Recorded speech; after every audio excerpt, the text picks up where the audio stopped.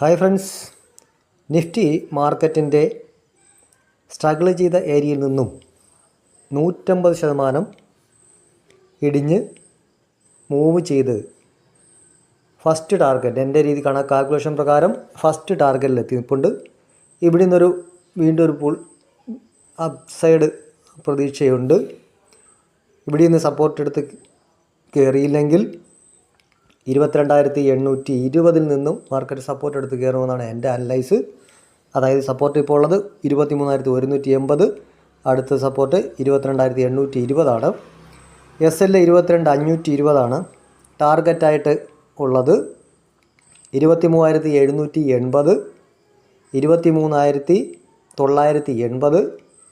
24,200 എന്നീ ടാർഗറ്റുകളാണുള്ളത്.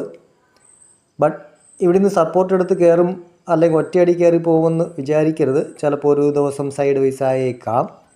ബട്ട് എന്നാലും ഇതാണ് മാർക്കറ്റിൻ്റെ സ്ട്രക്ചർ കാണുന്നത്. നമ്മുടെ ബാങ്ക് നിഫ്റ്റി ആണെങ്കിൽ നമ്മൾ ആ വരച്ചിട്ടുള്ള മാർക്കറ്റുള്ള റേഞ്ചിനകത്താണ് ഇന്നും മാർക്കറ്റ് നിന്ന് അതിലേക്ക് താഴേക്ക് വന്നിട്ടില്ല. പക്ഷേ നിഫ്റ്റി താഴേക്ക് വീണിട്ടുണ്ട്. അപ്പോൾ മാർക്കറ്റ് എങ്ങോട്ടാണോ മൂവ് ചെയ്യുന്നത് അതനുസരിച്ച് വേണം ട്രേഡ് എടുക്കാൻ. മാർക്കറ്റ്